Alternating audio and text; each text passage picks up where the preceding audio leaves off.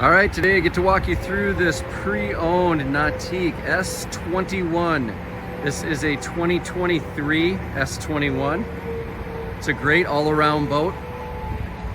Wakeboarding, surfing, a little bit of skiing. This has got the white, the black, red bottom. Got the manual tower up top. We've got the NSS, the surf pipe, NCRS, ladder. S21 has the seats in the back and some other things to see in the interior. Let's go aboard. All right, welcome aboard this 2023 Nautique S21. Again, we do have the nice seats in the back. You got a nice ski pop-up pylon right there. Nice walk through with the sea deck into the U-shaped seating. Got a couple tower speakers. It's got covers on them. Got the board racks.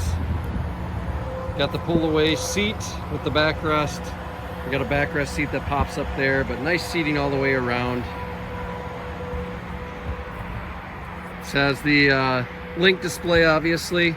This boat is 105 hours on the engine, and this has the PCM ZZ6, and that's 450 horsepower. That is an upgraded engine for this boat. So as you can see, the same color on the interior as the exterior, white, black, and red.